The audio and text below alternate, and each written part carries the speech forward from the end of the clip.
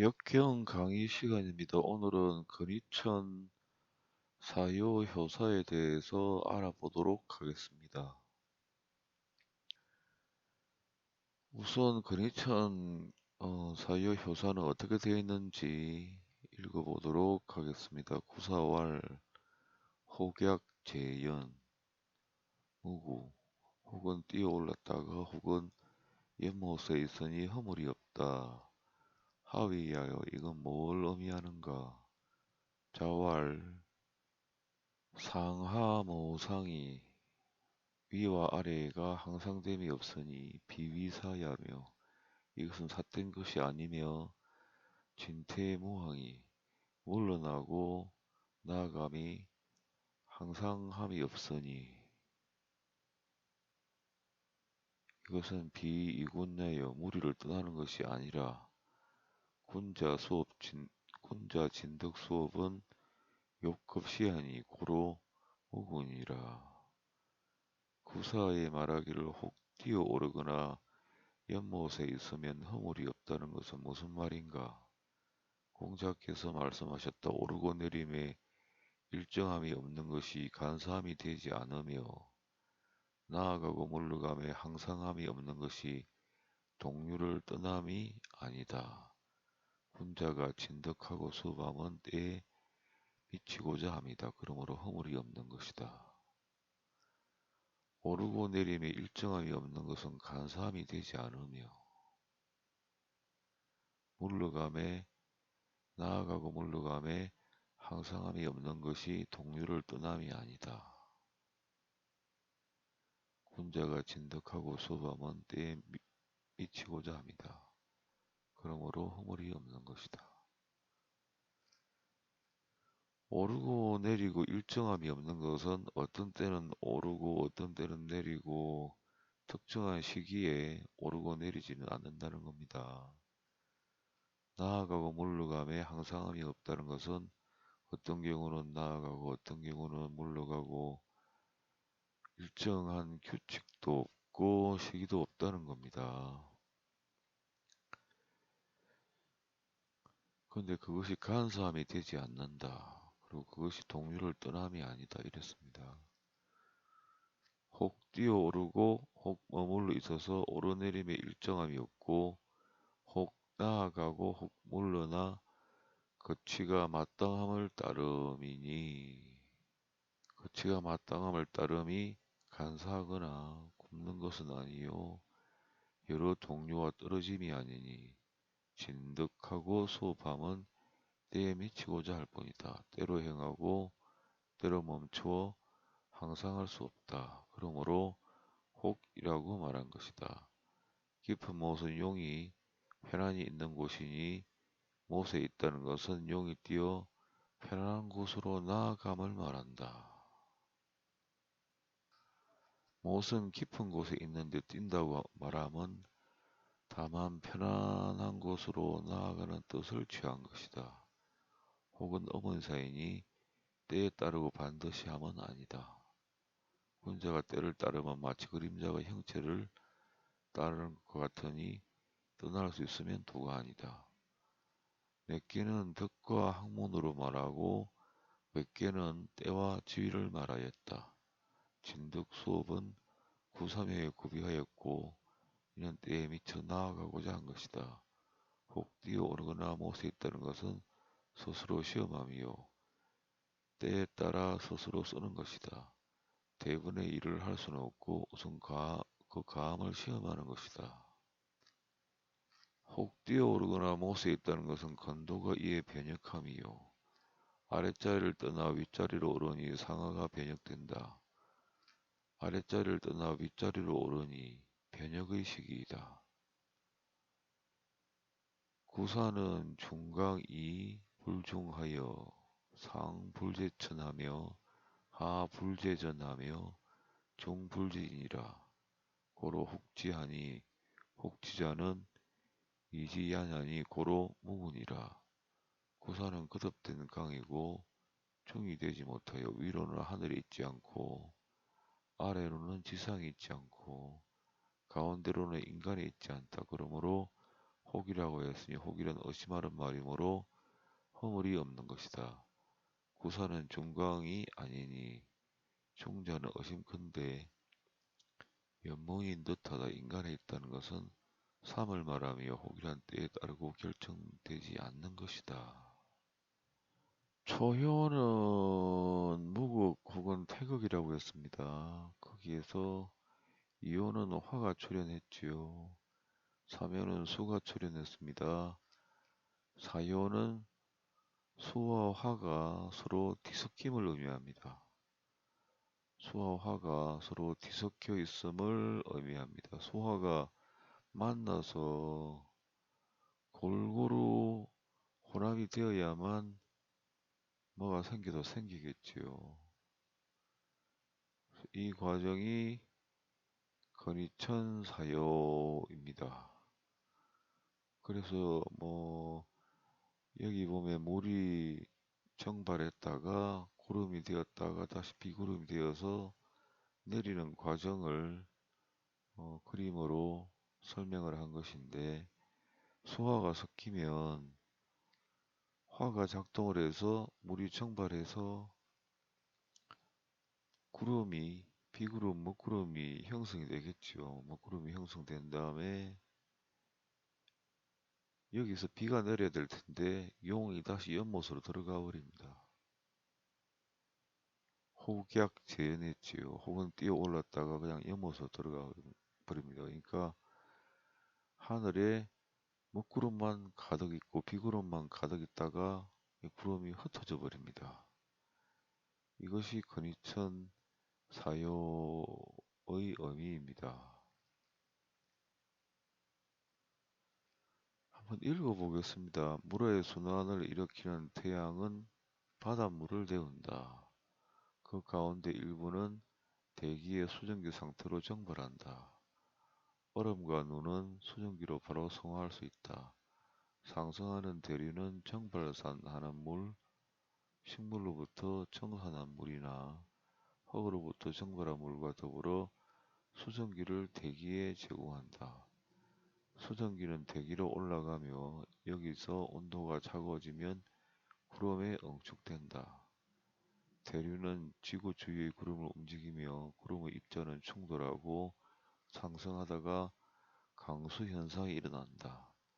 강우는 눈을 제외한 비만을 일컫는다. 일부 강수는 눈으로 떨어지며 수천 년에 걸쳐 언물을 담을 수 있는 만년설이나 빙하로 쌓이기도 한다. 따뜻한 날씨의 설계 빙하는 봄이 찾아오면 녹고 눈이 녹으면 물이 되어 땅 위를 흐른다.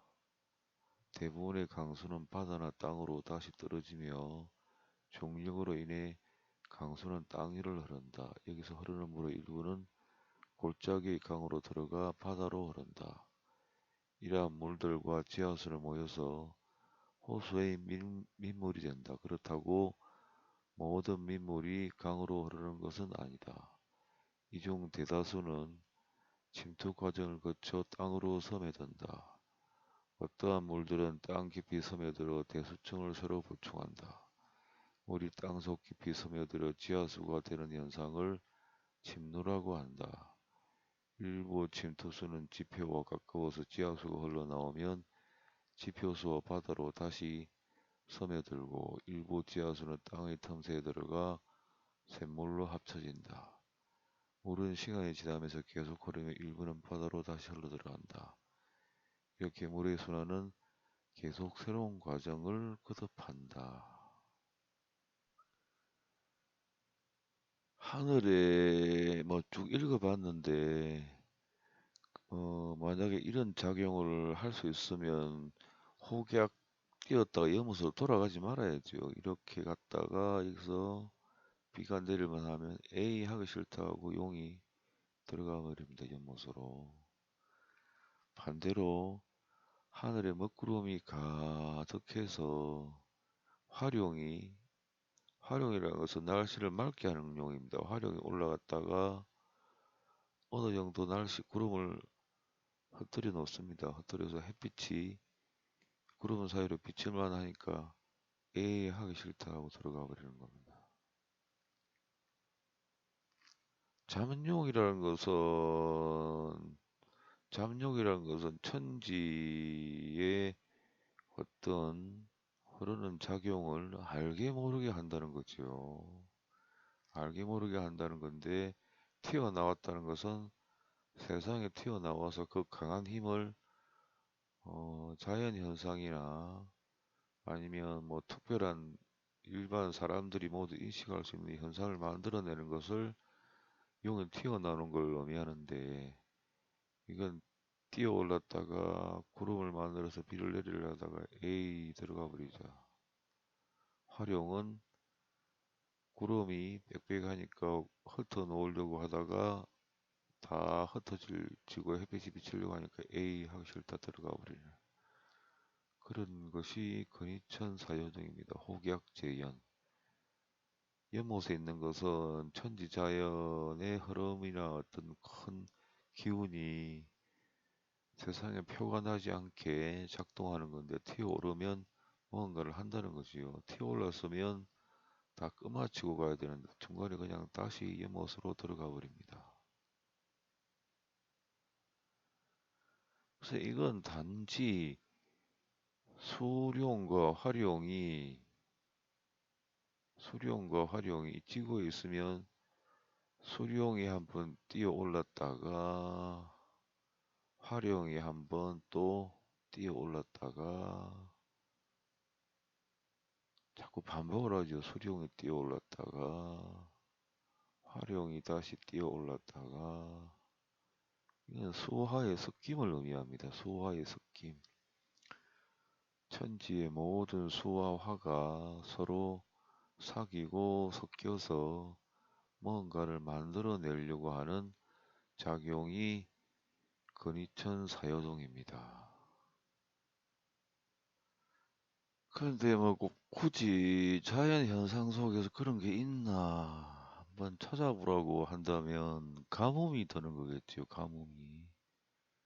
그 해에는 이렇게 연못이 이렇게 있으면 용이 이렇게 뛰어 올랐다가 비를 내려줘야지 하고 올라갔다가 구름만 만들어 놓고 에이 하기 싫다 들어와 버리고 구름을 만들까 말까 하다가 에이 하기 싫다 들어와 버리고 이 가뭄이 될 때는 이런 작용이 나겠지요. 그래서 근위천 사요동은 가뭄에 해당합니다. 가뭄.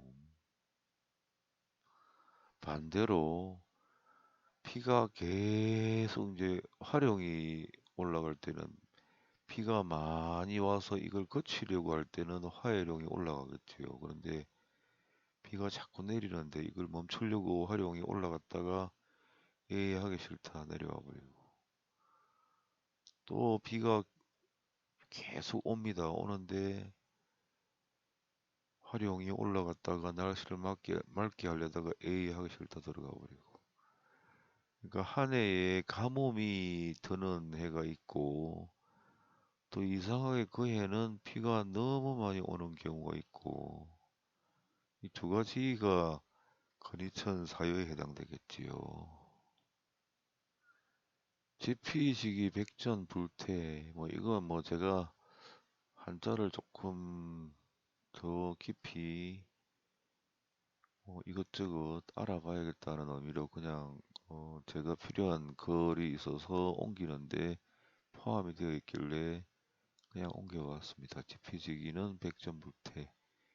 장마철에 비가 많이 오면 습기가 많이 차니까 이 경우는 어떻게 대비를 할 건가 뭐 이런 의미로 여기서는 이렇게 갖다 붙인 것 같아요. 지피지기는 백전불태 라는 말을 알고 있지요. 많이들 지피지기면 백전백성이라고 알고 있는데 이 말의 본말인 지피지기 백전불태는 상대를 알고 나를 알면 100번 싸워도 위태롭지 않다는 뜻입니다. 즉 나와 적의 장단점을 충분히 알고 있으면 싸움에서 이길 수 있다는 뜻입니다.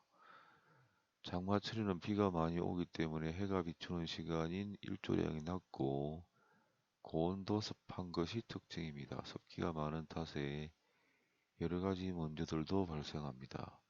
습기와의 전쟁에서 이길 수 있는 방법들에 대해 알아볼까 합니다. 그러니까 여기서는 뭐 지피지기 백전불태라는 말을 끌어온 게 그런 의미 같습니다.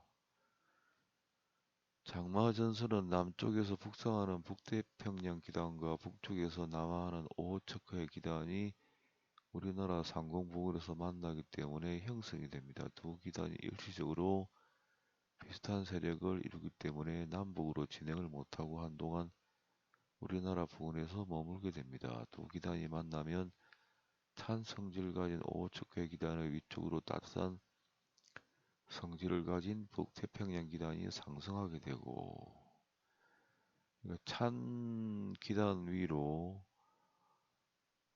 뜨거운 기단이 상승을 한다고 합니다. 이거 위에 화가 올려지고 아래는 수가 있죠. 북태평양 기단이 상승하게 되고 그 상승 기류는 많은 양의 구름을 만들게 되니까 비가 많이 오는 겁니다. 화는 위에서 발산하고 수는 아래에서 응축을 하고, 이 중간에 바람이 불겠지, 바람이. 그래서 태풍이라고 이야기를 하는지도 모르겠습니다. 목이겠지, 목. 목이란 건 바람이니까. 목이 두 가지 의미가 있습니다. 바람이라는 의미가 있고 아주 부드럽다는 의미가 있는데, 여기서는 바람이 생기니까, 바람이 강하게 생기니까 어, 비가 많이 오고 바람도 심하게 부는 태풍이 오거나 장마철이 되거나, 이것이 장마전선이 만들어지는 이유이자 과정이고, 장마철에 비가 지속적으로 오는 원리이다. 시간이 흐르면 세력 다툼을 벌이던 두 기단 중에서 오호츠크 기단의 세력이 약해지고 북태평양 기단의 세력이 강해지게 됩니다. 북반구가 여름이 되면서 태양 에너지를 많이 받아 가열이 왕성하게 일어나기 때문인데, 쉽게 말하면 더운 공기의 힘이 강해진다는 겁니다. 그러면 두 기단의 경계가 북쪽으로 밀려 올라가게 됩니다. 그 경계에서 비가 오는데 그 경계가 북상하면 우리나라는 장마의 영향에서 벗어나는 겁니다. 대신 장마가 끝나면 무더위가 이제 시작되는 겁니다. 건희천 사요동은 수화가 서로 사귀고 섞여있는 과정만을 의미합니다. 수화가 서로 사귀고 섞여서 다른 어떤 뭔가가 생성되거나 뭐 만들어지는 건 아니고, 단지 자연으로 보면 수화가 서로 섞이는 과정이 가뭄이 오거나 그 해는 계속 비가 너무 많이 오거나 하는 경우라고 보시면 될 것 같습니다. 혹은 반대로 이제 용이나 활용이나 수룡이 때를 잘못 맞춰서 올라가는 경우가 있겠지요. 늘 이렇게 가문데, 늘 가문데, 늘 감으로써 이제 비가 안 내리는데, 수룡이 올라가서, 화룡이 올라가서 구름을 이렇게 흩어버리려다가 내려오는 거죠. 내려오면 수령이 때를 잘못 맞춰 올라가서 구름을, 그래도 비는 오지는 않겠네요. 어찌했건 건희천 사요동은 그 소화가 섞임의 과정인데, 비가 오려다가 오지도 않고 날이 맑으려다가 맑아지지도 않고 하루 종일 구름만 우중충하게 있는 날이 있는가 하면 하루 종일 건조한 날도 있고, 건조하면, 덥고 건조하면 짜증도 나고 그렇지요. 이것은 천지의 소화가 서로 섞여지는 과정을 의미를 합니다.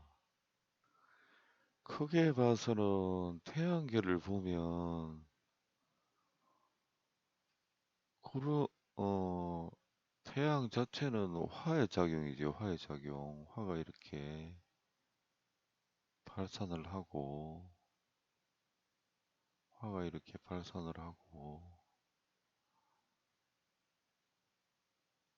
화가 발산을 하고, 태양이 영향력을 미치지 않는 곳은 이제 한기가 들어오겠죠. 한기가 들어오고, 이렇게 한기가 들어옵니다. 이렇게 한기가 들어오고, 이렇게 또 한기가 들어오고, 태양 가까운 곳은 굉장히 덥고, 또 태양 멀리 있는 곳은 또 굉장히 춥지요. 그러니까 이 과정도 수화가 서로 사귀는 과정이라고 보시면 될 것 같습니다. 큰 의미에서. 지구를 보면 태양빛이 이렇게 들어와서 태양빛이 이렇게 들어오지요. 태양빛이 이렇게 들어오고 밤이 되면 이제 한기가 들어오지요. 또 한기, 추울 한자, 빛이 없으니까 한기가 들어오고 이렇게 수화가 계속 서로 만나고 사귀지요. 화가 들어왔다가 수가 들어왔다가 그런 과정이 반복이 됩니다. 그래서 수화의 만남입니다. 수화의 만남.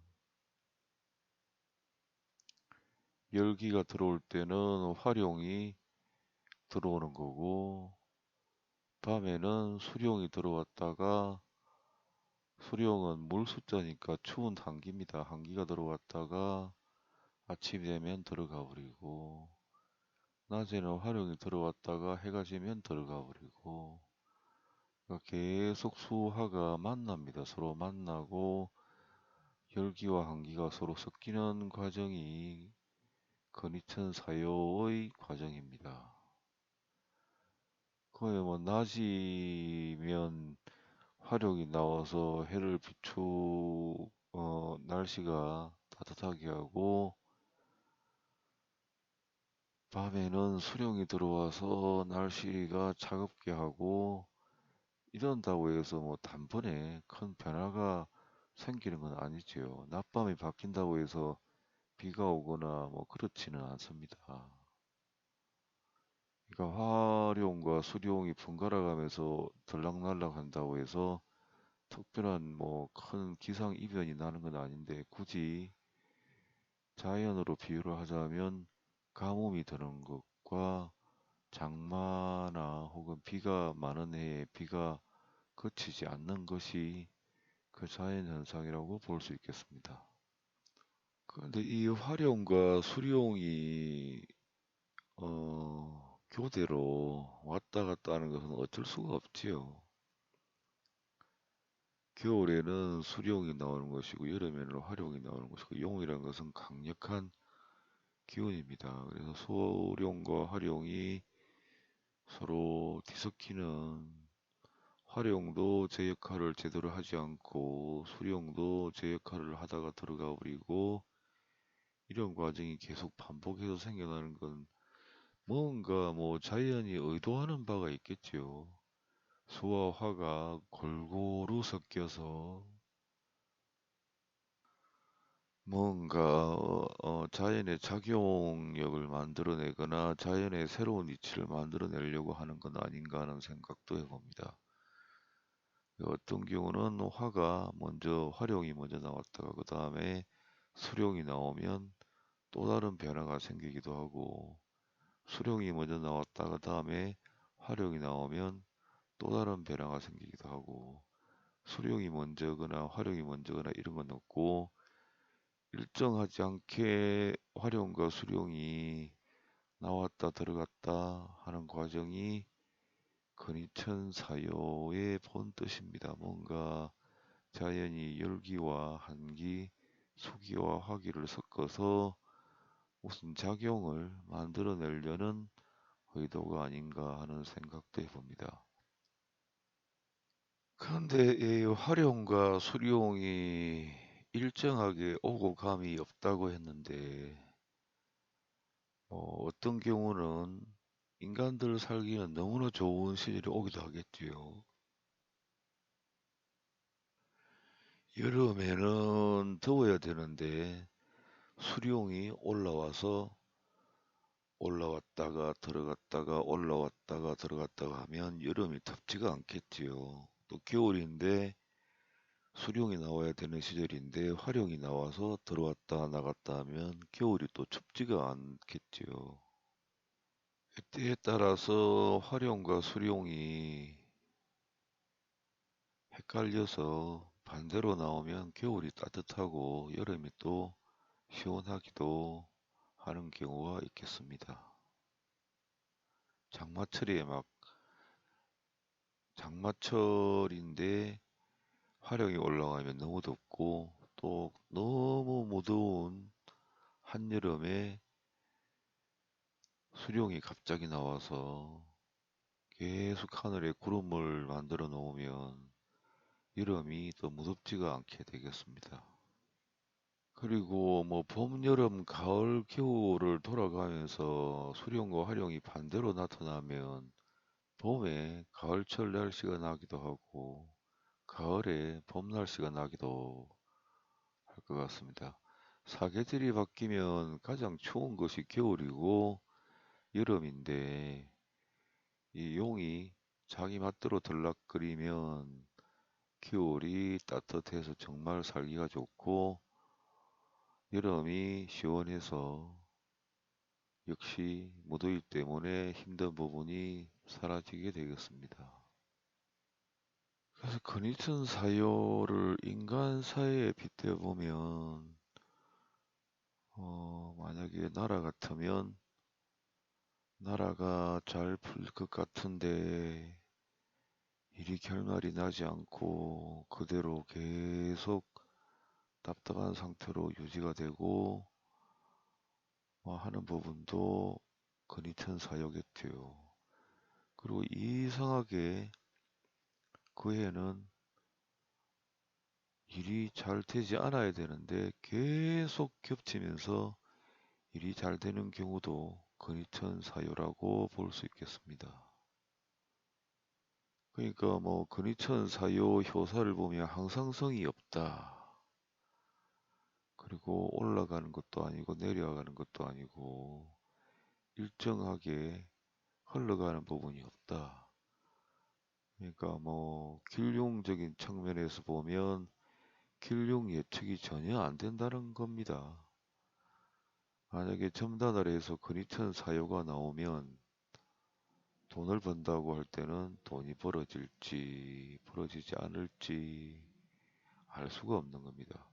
어떤 날은 돈이 많이 생겨야 되는데 그렇지 해서 변심해서 결국은 안 와버리거나 어떤 날은 이건 거래가 될 것 같지는 않은데 갑자기 어떤 이유로 거래가 성사되어 버리는 경우가 근위천 사유라고 하겠습니다. 따라서 근위천 사유는 길흉이 일정치가 않습니다. 이 세상에는 길도 아니고 흉도 아니고 길이 일어날 때 길이 일어나지 않고 멈춰버리고 흉이 일어날 것 같은데 흉이 멈춰버려서 오히려 길이 오고 그런 일들이 많습니다. 그래서 이건 길과 흉이 서로 섞이고 수화가 서로 섞이고 앞과 뒤가 서로 섞이고 위와 아래가 섞여서 우리가 사는 공간이 빼곡하게 수화가 빈틈없이 섞이는 과정이라고도 볼 수 있겠습니다. 이 수화가 섞이는 건 무슨 의도하는 바가 있으리라 봅니다. 수가 화로 가고 하가 수로 오는 건 주역에서는 수화기제라는 꾀가 있습니다. 수화기제면 위가 수겠지요. 수 아래는 화가 됩니다. 화. 이게 수와 화가 섞이는 꾀입니다. 수화기제 위에가 수입니다. 수. 감수가 되고 아래는 이화가 됩니다. 반대로 화수미제는 위에 화가 있고 아래에 수가 있는 것이 화수미제입니다. 화,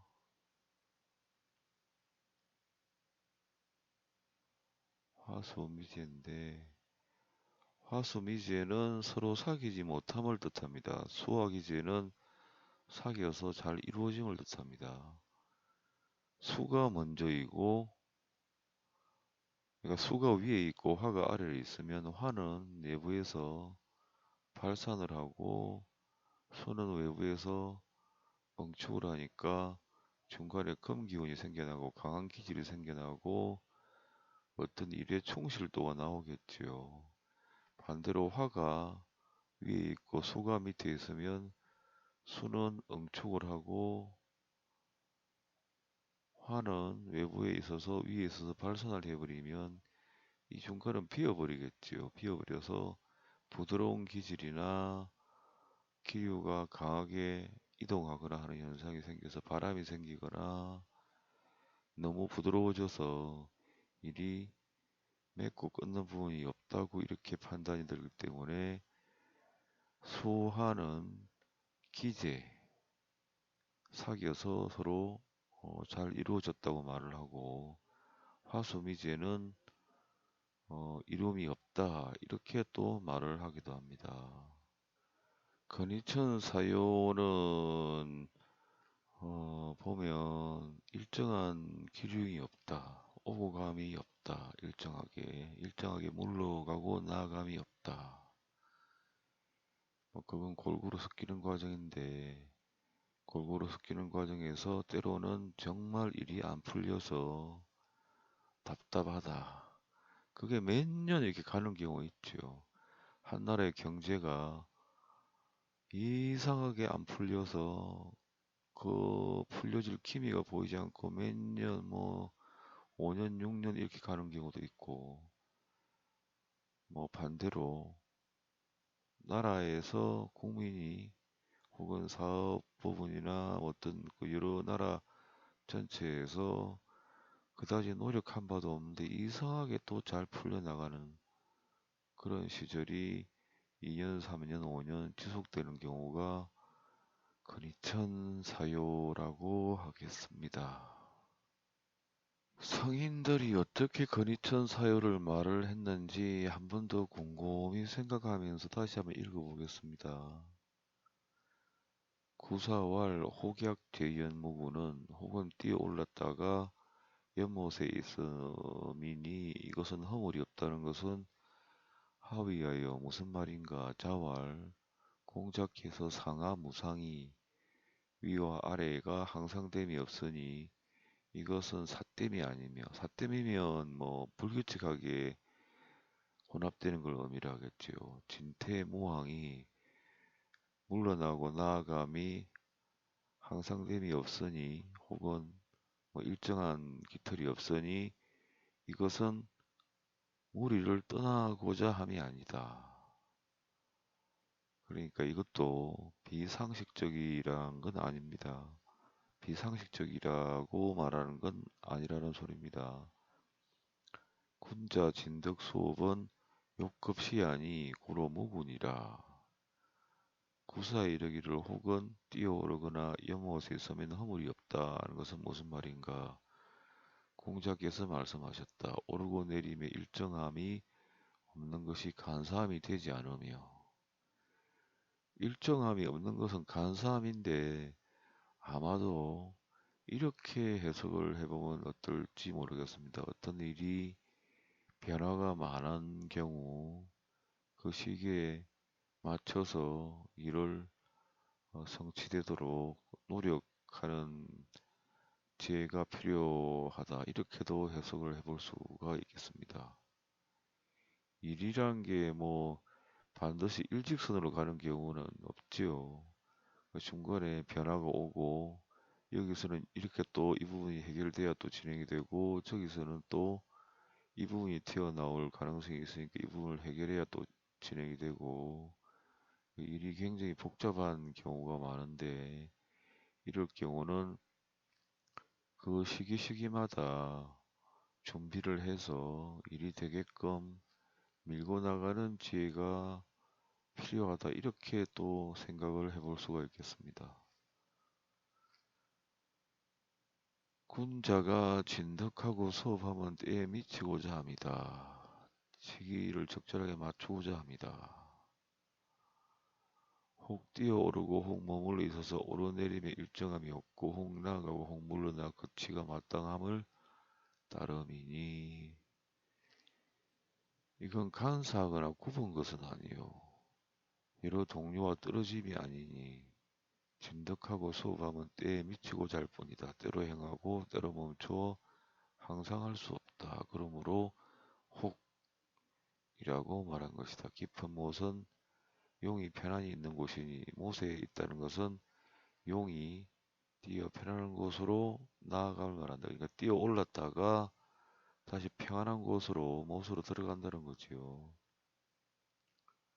못은 깊은 곳에 있는데 뛴다고 말하면 다만 편안한 곳으로 나아감을 취한 것이다. 혹은 용이 연못에 있다가 뛰어오르는 것 자체가 용이 편안한 곳으로 나아감을 의미한다. 이렇게도 여기서는 말을 하고 있습니다.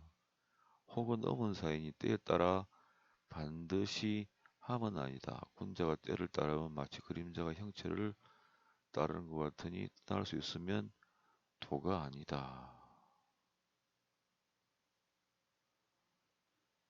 그 1, 2, 3개는 덕과 학문으로 말하고 몇 개는 4, 5, 6개인데 때와 지위로 말하였다. 진덕, 수업은 구사묘에서 고비하였고 사묘에서는 끝까지 항상 노력을 해서 학문을 이루고자 한다. 뭐 그렇게 그러한 부분을 배워야 된다고 말을 했습니다. 근데 사회에서는 혹약재연에서 혹은 뛰어오르거나 못에 있다는 것은 스스로 시험합니다.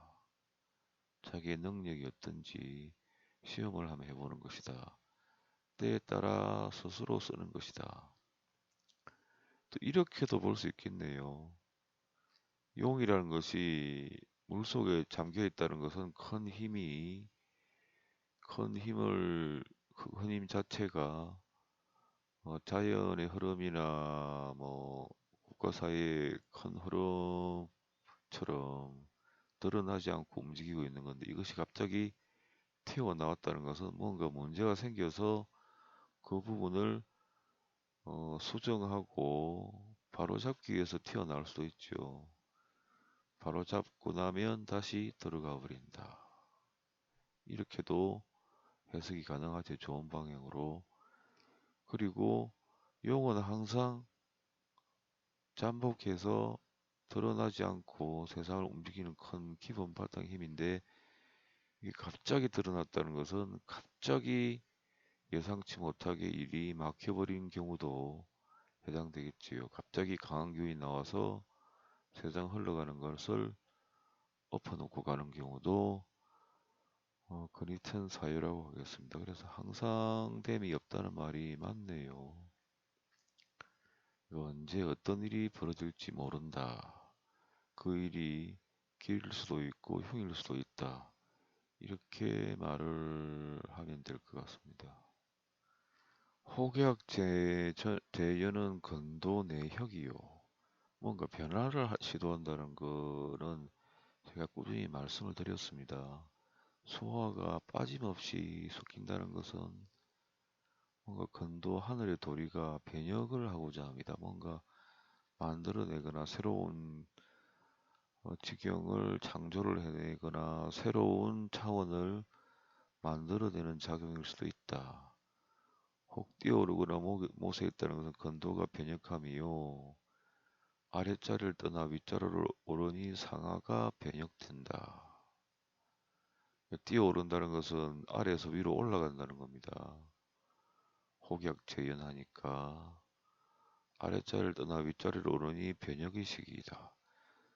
그러니까 용이라는 것이 큰 흐름인데 큰 흐름의 어떤 작용을 세상이 모르게끔 세상에 표현하지 않게 하다가 다시 뛰어 올라서 다른 뭔가 작용을 하려고 한다는 겁니다. 그러니까 다른 뭔가 보이지 않는 작용을 시도를 한다. 이를테면 뭐 회사 같으면 지금까지 큰 회사의 힘이 협력 부하 직원이나 뭐 회장이나 그 상사들이 협력을 잘해서 꾸준하게 일을 해와서 성취됨이 많았는데 뛰어올라서 또 그 회사를 다른 어떤 위치에 올려놓고자 하는 의도도 근위천사유라고 볼 수 있겠습니다. 하늘이 아랫자리 연못에 있다가 세상이 느끼지 못하고 보지도 못하게끔 자연의 큰 기틀을 움직이고 있다가 다시 뛰어 올라서 다른 보이지 않는 자연의 큰 기틀을 만들려고 하는 의도도 근위천사유라고 볼 수 있겠습니다. 그 의도가 근위천사유라고 볼 수 있겠습니다. 뭔가 새로운 세계를 열려고 뛰어 올랐다. 이렇게도 볼 수 있겠죠. 좋은 의미로.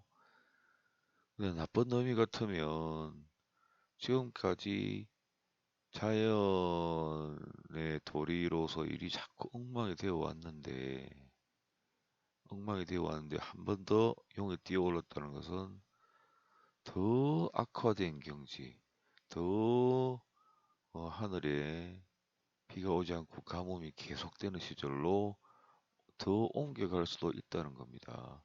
지금까지도 가뭄이 계속되어서 사람들이 많이 힘들었는데 용이 더 뛰어올라서 다른 지경으로 들어갔다는 것은 가뭄에 천년병이 창궐하거나 그런 쪽으로도 들어갈 수 있다는 겁니다.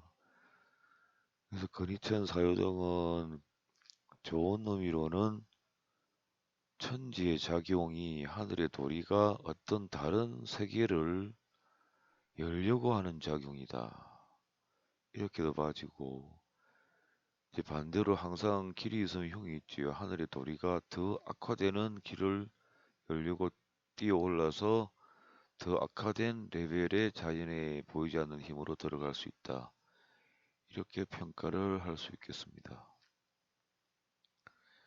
주역에서는 이 흉적인 작용을 말을 잘 못하겠지요. 아무래도 많은 사람들이 볼 테니까 세상에는 이러한 이치가 있느니라 이렇게는 말을 못하겠죠. 흉한 이치가 있느니라 이렇게는 말을 못하겠죠. 그래도 우주의 도리를 설한 경전인데 나쁜 쪽으로는 말은 할 수가 없겠습니다. 그래서 혹 뛰어오르거나 못에 있다는 것은 근도가 이에 변역함이요, 바꾸고자 함이요, 아랫자리를 떠나 윗자리로 오르니 상하가 변역된다. 하여간에 큰 변화가 오는데 크게 길러서 변형이 될 수도 있고 크게 흉으로도 변형이 될 수 있다. 이렇게 보시면 될 것 같습니다. 이하 이상이니 변혁지시라. 아랫자리를 떠나 윗자리로 오르니 변혁의 시기이다.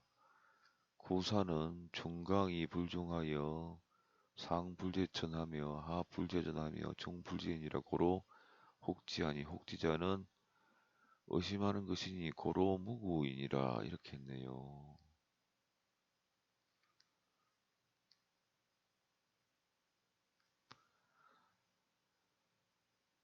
고사는 거듭된 강이고 중이 되지 못하여 위로는 하늘에 있지 않고 아래로는 지상에 있지 않고 가운데로는 인간이 있지 않다. 그러므로 혹, 이 혹이라는 것은 어디로 갈지 모른다는 것이지요. 길로 갈지 흉으로 갈지. 그러니까 의심이라는 것은 과연 어디로 갈까? 다음에 오는 큰 변화가 뭔가 하늘의 작용이 뭔가 큰 변화를 일으켜서 세상에 아주 중요한 작용을 새로이 만들려고 하는데 그게 뭘까? 이렇게 의심을 하는 겁니다. 불안하겠지요, 아무래도. 큰 변화가 생긴다고 하니까 하늘이 어떤 뭐 큰 힘으로 새로운 세계를 열려고 하는데 그 앞에서 선 인간은 길인지 흉인지 근심 걱정이 많이 되겠습니다. 어디로 가는가? 여기로 갈까? 여기로 갈까? 혹해서 의심이 많이 가고 불안함도 온다. 근데 하여간에 큰 변화하는 시기이다. 근데 건도라는 것은 일정한 틀이 있고 오랫동안 세상을 유지를 시켜야 되는 측면이 있기 때문에 나쁜 쪽으로 가면 건도가 무너지니까 세상이 뭐 멸망하는 거고 좋은 쪽으로 계속 가야 되는 부분이 있죠. 오랜 장구한 세월을 계속 하늘의 도리를 유지해야 되니까 그래서 그런 측면에서 본다면 새로운 어떤 질서를 만들어내는 작용이 열린다. 그러니까 하늘이 천지를 더 잘 다스리고 잘 운행되게끔 하기 위해서 새로운 무언가를 열려고 한다는 게 혹약 재현, 근도 내혁이라 이렇게 보시면 될 것 같습니다.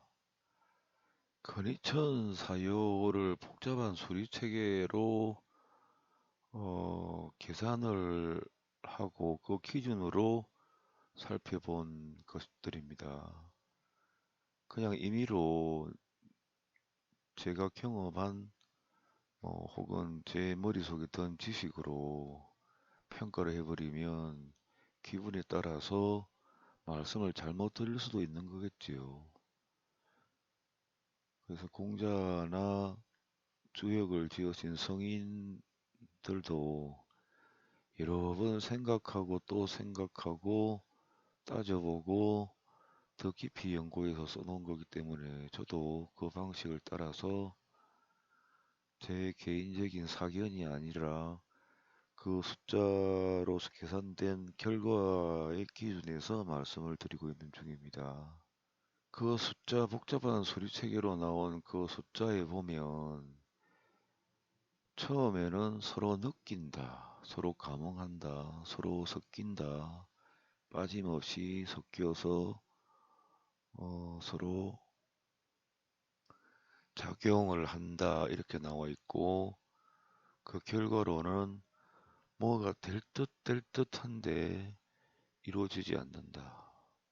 뭐 이를테면 가뭄이어서 비가 내릴 듯 하면서 내리지 않는 모습이고 하늘에는 먹구름이 가득한데 비가 내릴 듯 하면서 오지 않는 것이고 계속 날씨가 비가 오는데 맑아질 듯 하면서 맑아지지 않는 모습이 그 결과였습니다. 그 결과가 두 개가 나오는 경우는 드문데 또 다른 결과는 처음에는 서로 수와 화가 서로 사귀고 빠짐없이 사귀었는데 사귀고 난 결과가 너무나 길하다. 일을 하면 또 열리고 일을 하면 또 열리고 사방이 공평하게 길이 열려서 세상이 더 나은 더 세상에 많은 혜택이 돌아가고 자연이 바로 서고 자연의 질서가 더욱 정교하게 바로 서는 대기람이 온다. 이 두 가지 결과가 나왔습니다. 그래서 이 혹약재현이라는 것은 변역하는 시기인데 주역에서는 나쁘게는 말을 못하지요. 나쁘게는 말을 못하니까 길 쪽으로 간다. 그리고 하늘의 도리라는 것은 항상 세상이 지속되게끔 오랫동안 지속되게끔 하는 거기 때문에 공평하고 바르고 곱게 새로운 질서를 열어서 우주가 잘 돌아가게끔 하는 그 과정이 근위천 사요라고 결국엔 그렇게 규정을 지을 수 있습니다. 주역이 경전인데 참 어렵지요. 지금까지 근위천 사요까지 왔을 뿐인데 초효가 무극 상태여서 다시 음량이 갈라지고 2호에는 화가 먼저 나타나고 그 다음에 3회에 수가 나타나고 4회에는 수화가 빠짐없이 섞여서 새로운 세계를 여는 것이 나옵니다. 그러니까 뭐 공자님이나 주역을 지은 성인들은 이 과정을 분명히 정확하게 파악을 하신 것 같습니다. 그 파악한 정도가 굉장히 섬세하지요. 그 글을 읽어보면. 그래서 주역이라는 게 난해한 부분도 있고, 그 정확한 규칙이나 이론에 따라서 정확하게 설명하기가 참으로 어려운 것 같습니다. 저는 복잡한 소리체계로 그 과정이 이러하다고 기준점을 세울 수는 있지만, 다른 주역학자들은 그런 게 없으니까, 생각해보고 또 생각해보고 뭐 이미 주역을 해석한 학자들 글을 가져와서 또 이게 뭔 의미인가 생각을 해보고 그렇게 하더라도 정확한 기준점이 없으니까 자기가 취합한 지식을 종합해서 이러하다고 말을 해버리겠지요. 주역이라는 게 학자들마다 의견이 분분하고 그 이론 전개가 끝도 없이 나가는데 그게 경전이기 때문에도 뭐 그럴 수밖에 없지만 그 정확한 기준점을 세우기가 참 어렵다. 그렇게 이해를 하시면 될 것 같습니다. 그리고 공자님께서 주요 그 끈이 세 번 떨어지도록 읽었다는 것은 그 정확한 의미를 생각해보고 틀린가 또 생각해보고 자꾸 생각을 해봤다는 의미입니다. 그러니까 생각을 깊이 하고 자꾸 하면 결국은 어느 순간에는 천지의 비밀스러운 어떤 작용력이 자신의 머리로 들어와서 아, 그게 맞구나 하는 분명한 감을 느끼게 되는데 아마도 성인들은 그 이상으로 주역을 연구를 한 게 아닌가. 그래서 세상에 어떤 기틀을 세운다는 게 학문이건 뭐 어떤 교훈적인 언행이건 뭐 과학이건 참으로 힘들다는 생각이 듭니다. 고생을 해서 또 올려놓고 더 섬세하게 따져서 생각해보고 해야만 결국에는 천지의 작용과 부합되는 뭐 이론이나 학문이나 과학 체계를 세울 수 있을 것 같습니다.